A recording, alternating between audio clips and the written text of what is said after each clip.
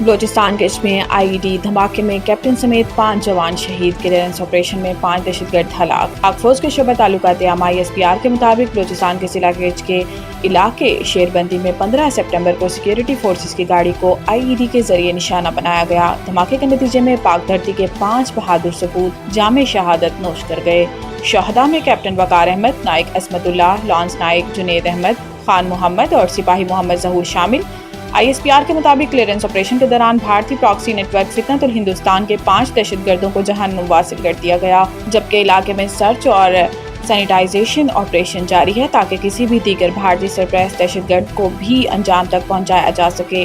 ISPR کا کہنا ہے کہ شہداء کی عظیم قربانیاں ہمارے عزم کو مزید مضبوط کرتی ہیں۔ ترجمان پاک فوج نے کہا کہ سیکیورٹی فورسز پوری قوم کے ساتھ شانہ بشانہ ملک کو بھارتی سرپرستی میں ہونے والی دہشت گردی سے مکمل طور پر پاک کرنے تک اپنی جدوجہد جاری رکھیں گے۔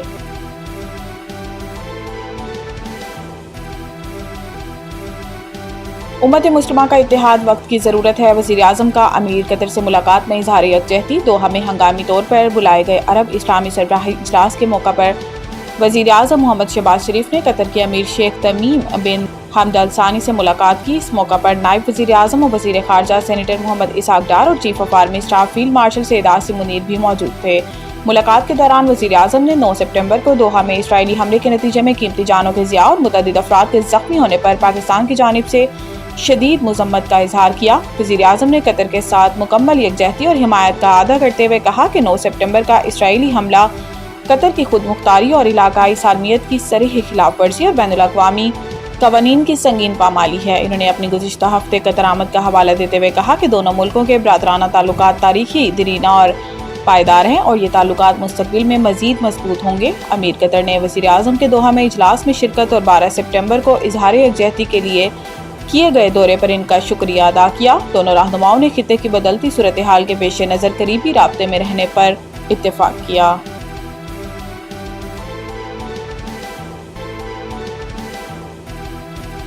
اسرائیل قطر میں دوبارہ حملہ نہیں کرے گا۔ وائٹ ہاؤس میں میڈیا نمائندگان سے گفتگو کے دوران ڈونلڈ ٹرمپ کا کہنا تھا کہ حماس نے کہا ہے کہ وہ یرغمالیوں کو مار دیں گے۔ انہوں نے کہا کہ بے امنی کا شکار شکاگو، نیو اورلینز شہروں میں مرحلہ وار نیشنل گارڈز تعینات کیے گئے ہیں۔ صدر ٹرمپ کا کہنا تھا کہ میرے حکم پر امریکی فورسز نے وینزویلا میں دوسرا فضائی حملہ کیا اور 3 دہشت گرد مارے گئے۔ کارروائی اس وقت کی گئی جب دہشت گرد منشیات منتقل کر رہے تھے۔ حملے میں امریکی افواج کا کوئی نقصان نہیں ہوا۔ منشیات مافیا امریکہ میں منشیات اسمگل کرنے کی کوشش کر رہے تھے۔ امریکی صدر کا کہنا ہے کہ قطر ہمارا اتحادی ملک ہے اور اسرائیل قطر میں دوبارہ حملہ نہیں کرے گا۔ اس سے قبل امریکی صدر ڈونلڈ ٹرمپ نے فلسطینی مزاحمتی تنظیم حماس کو دھمکی دی تھی کہ وہ یرغمالیوں کو انسانی ڈھال کے طور پر استعمال نہ کرے۔ حماس رہنماؤں کو بخوبی علم ہے کہ اس اقدام کے کتنے سنگین نتائج ہوں گے۔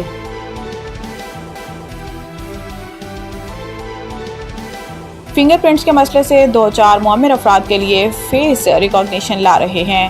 ترجمان نادرا نے کہا ہے کہ بچے کی پیدائش پر اس کی شناخت نہ کروانے کا عمل بچے کی حق تلفی ہے۔ 18 سال سے کم عمر کے لیے جو وینائل کارڈ جاری کیا جاتا ہے اس کی میعاد 18 سال تک کی ہے۔ انہوں نے بتایا کہ والدین میں سے کوئی ایک کسی بھی وجہ سے موجود نہیں تو بچے کے شناختی کارڈ کے لیے والدین میں سے کسی ایک کا شناختی کارڈ ضروری ہے، جبکہ شناختی کارڈ بنوانے کے لیے والدین میں سے کسی ایک شناختی کارڈ کا ہونا ضروری ہے۔ ترجمان کا کہنا ہے کہ کراچی کے تمام نادرا سینٹر میں مجموعی طور پر 359 کاؤنٹرز ہیں، ان کی تعداد بڑھائیں گے، جبکہ فنگر پرنٹس کے مسئلے سے 2-4 معمر افراد کے لیے فیس ریکگنیشن لا رہے ہیں۔ ترجمان نے مزید بتایا کہ طلاق کی صورت میں یونین کونسل سے سرٹیفکیٹ کا حصول ضروری ہوتا ہے۔ پنجاب میں مونسون کا 11واں سپیل، کن شہروں میں بارش کا امکان؟ ترجمان PDMA کے مطابق مونسون بارشوں کا 11واں سپیل 19 سپٹمبر تک جاری رہے گا، جس کے زیر اثر راولپنڈی، مری، گلیات، اٹک، چکوال، جہلم، گجرانوالہ، لاہور، گجرات اور سیالکوٹ میں بارشیں متوقع ہیں۔ اس کے علاوہ ناروال، حافظ آباد، منڈی بہاؤدین، اوکاڑہ، ساہیوال، قصور، جھنگ، سرگودا اور میاں والی میں بھی بارشوں کا امکان ہے۔ ترجمان PDMA کے مطابق 18-19 سپٹمبر کے دوران راولپنڈی، مری، گلیات کے ندی نالوں میں بہاؤ کے اضافے کا امکان ہے۔ وزیر اعلیٰ پنجاب کی ہدایت کے پیش نظر صوبہ بھر کے کمشنرز اور ڈپٹی کمشنرز الرٹ ہیں۔ مونسون بارشوں کے باعث بڑے شہروں کے ندی نالوں میں طغیانی کا بھی خدشہ ہے۔